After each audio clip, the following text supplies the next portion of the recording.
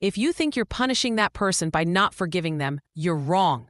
You're just letting them live in your brain every day without permission.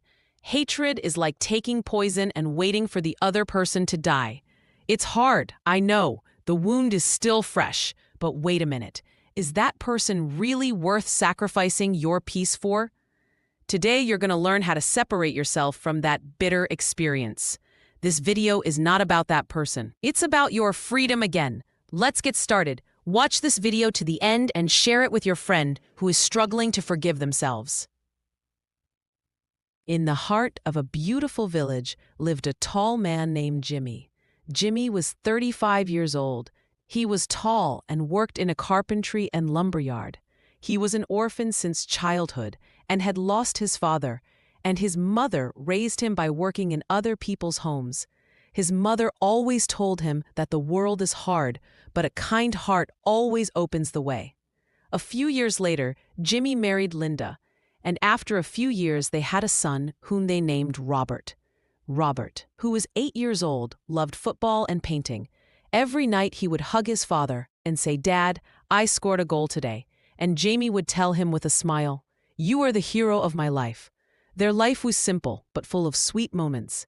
They would go on vacation to places of interest and have fun, but one rainy night changed everything. That night, Jimmy worked late. When he got home, he was supposed to go to a restaurant with Linda and Robert for dinner. After dinner, while they were walking home in heavy rain, a car coming from the opposite direction hit their car.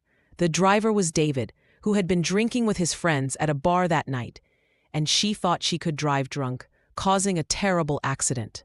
The sound of the cars colliding echoed around like an explosion. Jimmy's car rolled several times and was thrown into the ravine. When rescuers arrived, Linda and Robert were dead. Jamie was also taken to the hospital with extensive fractures and bleeding. After multiple surgeries, he was unconscious for several days. When he regained consciousness, the first thing he asked was where Linda and Robert were. The doctor, with great sadness and grief, told Jamie of their deaths. He screamed from the depths of his being. The nurses calmed him down with medicine. From that day on, Jimmy was no longer the same Jimmy. Anger burned like fire in his chest. David was arrested. In court, his lawyer told Jimmy that he was young and that he should forgive him. But he did not forgive David, and the judge sentenced him to 15 years in prison for drunk driving and manslaughter. In court, Jimmy glared at David and said this is not enough for him. He must die. Years passed, and Jimmy's wounds healed, but his soul was still sick.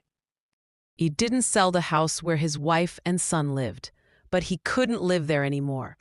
At night, he drank alcohol out of frustration and looked at their photo and screamed, "Why did you disappear and I stayed?"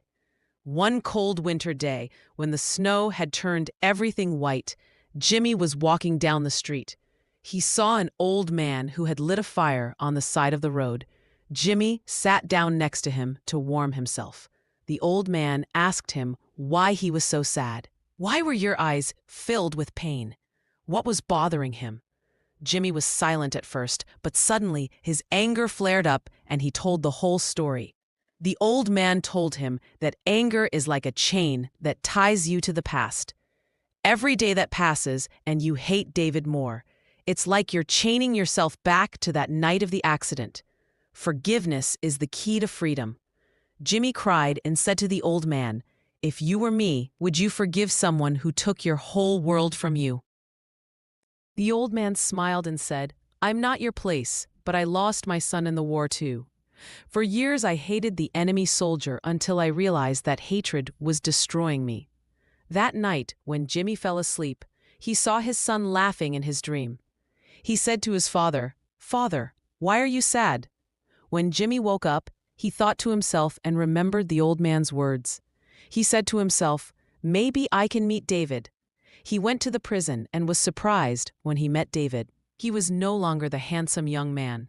His hair was white and his face was full of wrinkles. After a long silence between them, Jimmy told David, "For years, I have wished you would suffer.